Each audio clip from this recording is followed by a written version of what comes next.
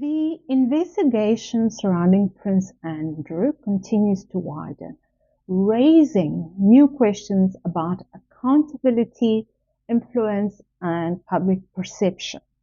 At the same time, a new edition of Andrew Lownie's entitled is expected in the forthcoming months, reportedly including previously unreleased material.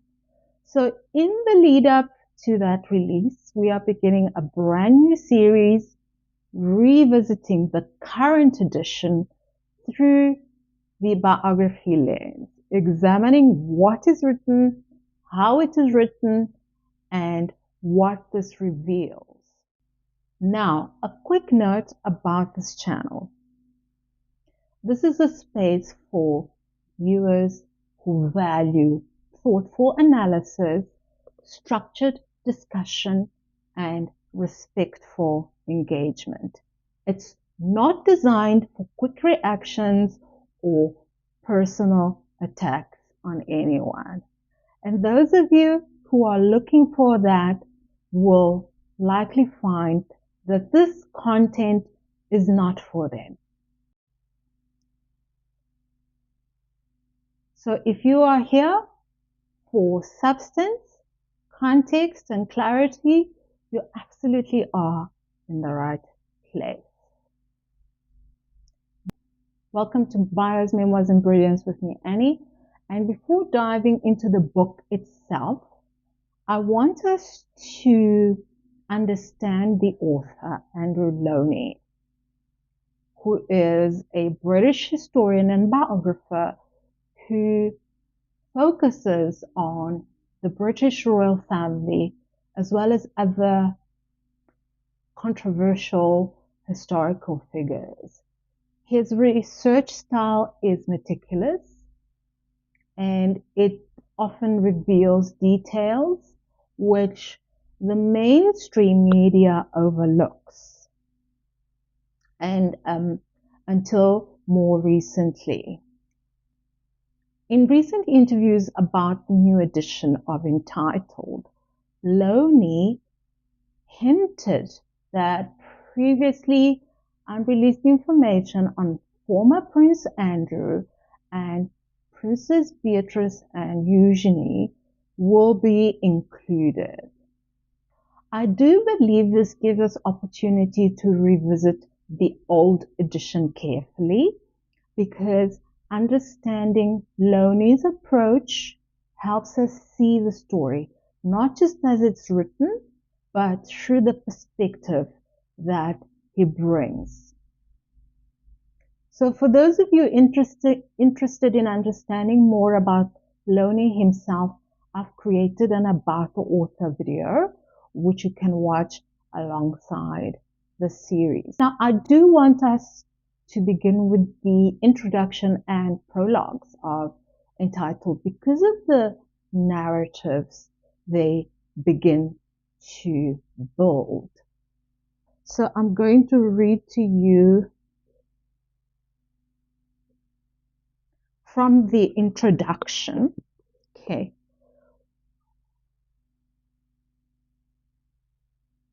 which reads as follows.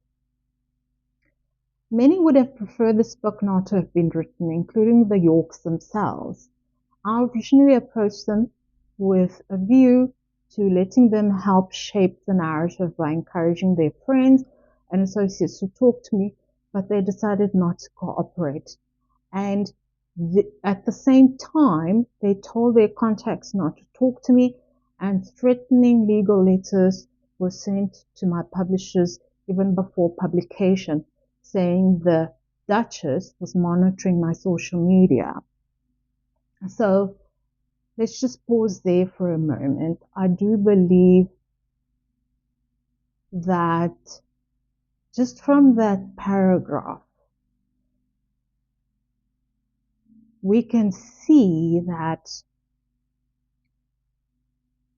this will make for a remarkable story, right? Because before he even gets to the storyline, right, Lownie is telling us that access was restricted, cooperation was refused, and pressure was definitely applied before publication. So let us continue reading. For years, a curated narrative about the couple has been created, policed by armies of lawyers and PR people, and shaped by a symbolic relationship with the press. The couple staff have been forced to sign non-disclosure agreements and the exemptions in the Freedom of Information Act and the conventions that parliamentary questions are not asked about members of the royal family further shielded them from proper scrutiny.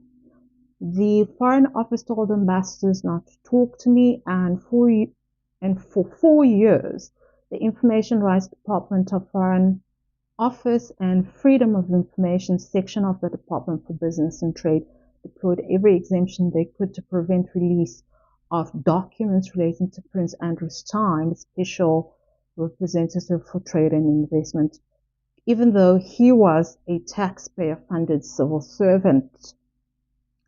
Some 3,000 people were approached researching this book. Fewer than a tenth replied. It is understandable that from loyalty or defense to the crown, many should do so. And so I am grateful to those who did talk to me, many of whom have never spoken before. Those almost 3,000 people, including childhood friends, schoolmates, work colleagues, former staff, in spite of NDAs, diplomats, charity workers, business associates, journalists who investigated the Yorks but were not allowed to publish their findings, friends and people who had encountered them in their daily life. My information came not only from a long list of interviews, some on the record, but many not, identified using social media, electoral rolls, LinkedIn, and Who's Who, as well as over 60 years of media coverage, comments, newspapers, and closed Royal and Navy forums. I was also able, having gone to court, to secure closed files from the National Archives, as well as consult private diaries and letters.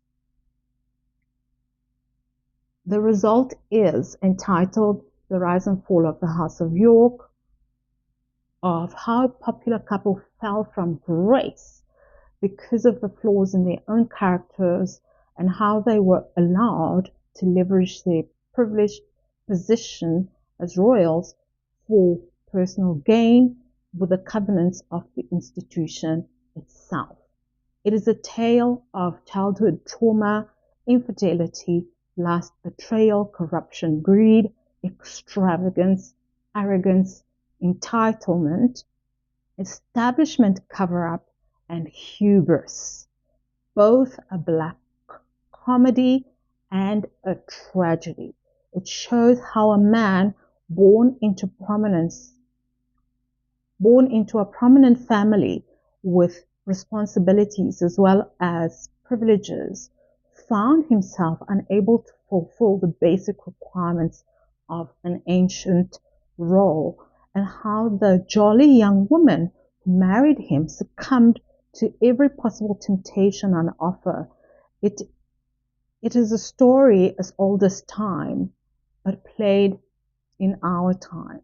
The charismatic and handsome Prince Andrew, who returned from the Falklands in 1982, a war hero, is now in his mid-60s, a prisoner in his own house, a scorned figure, relieved of royal duties, who spends his days playing golf and watching television.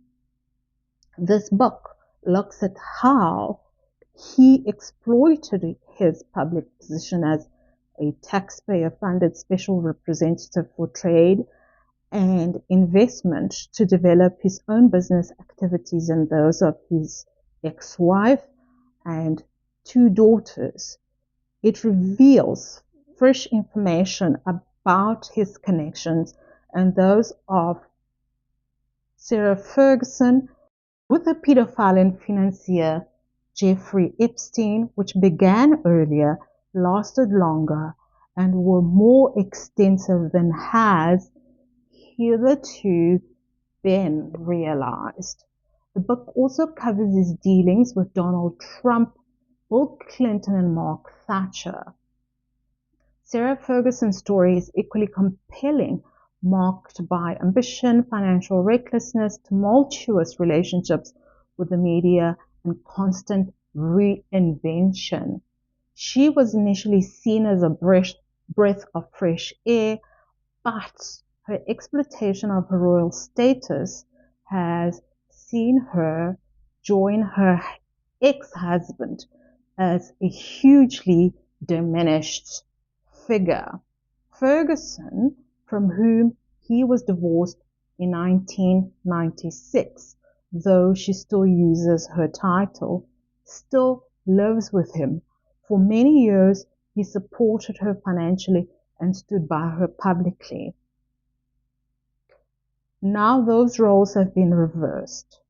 The ex-wife has made and lost several fortunes, has been a huge force for good with her charitable endeavors, but has also been accused of using them for social networking and to make money for herself. The two have been called the royal odd couple, as people have struggled to understand how a partnership that lasted only 6 years before separation should have endured to this day. This is not just a book about a royal marriage, but about the monarchy itself, its current role and its future as it navigates changing expectations and accountability. It shows the relationship with the press, of how rival courts have briefed against each other to secure more favorable media coverage for their members, and the horse deals done to protect the principals.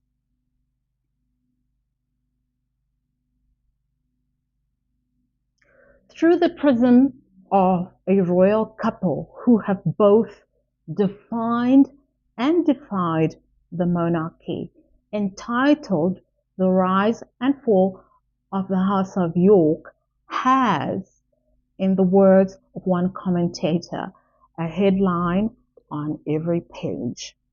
So that's where the introduction ends. And I do believe that this introduction sets the tone, because Lownie frames the book around privilege, entitlement, and the way that the royal family connections shape public perception.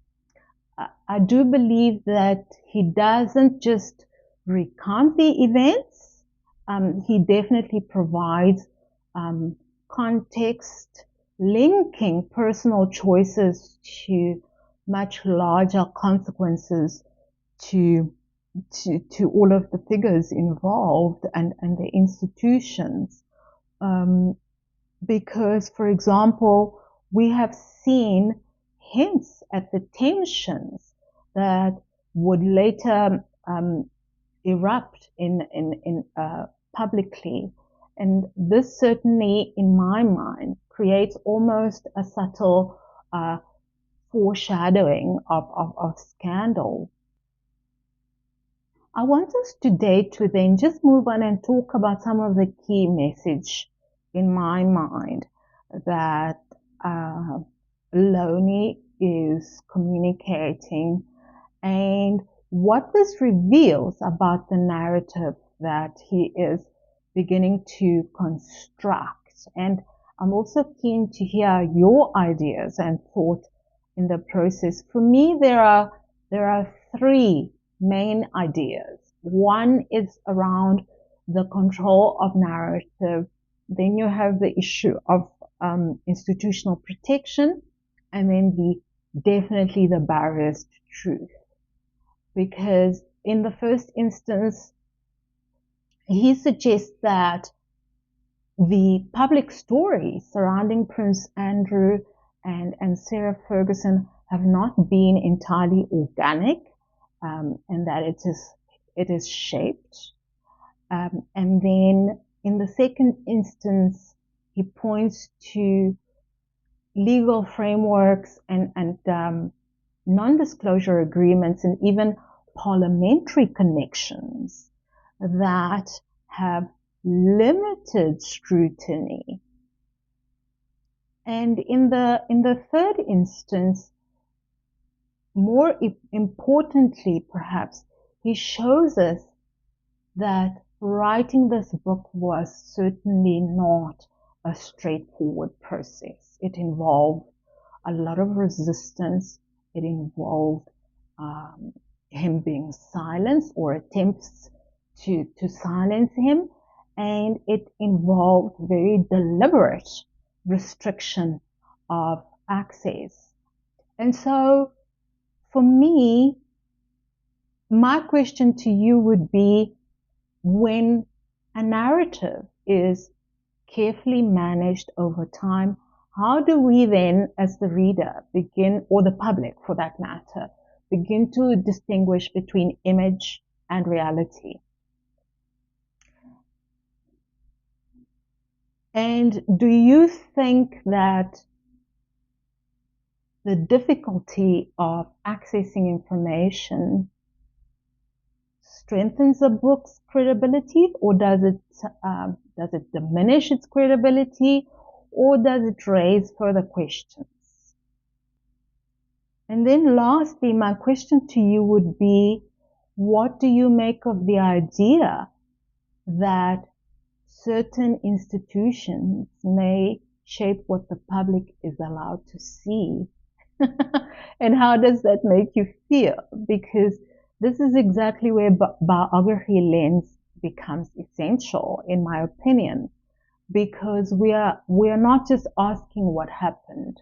We are asking who's telling the story. We are asking what access did they have, and we are also asking what forces may have shaped that narrative, because it's critical, isn't it? Now, as we conclude episode 1, remember that we've only examined the introduction today. The upcoming edition of Entitled promises new revelations about the prince's behavior as trade envoy. It also promises new information about potential controversy and corrupt activity on the part of Princess Beatrice and Princess Eugenie. All of this was previously excluded for legal reasons. But Lownie feels the time is opportune to actually include it. So I do believe that this gives us the opportunity to reveal these chapters under a fresh lens, shall we say. And in the next episode, we are going to explore the prologues, as well as Prince Andrew's early and married life. We will also look at some of the public controversies, the media handling, and the unfolding narrative that shaped the royal family's image. So remember to subscribe, comment your predictions, and join the discussion. Because under the biography lens, there is always more to uncover.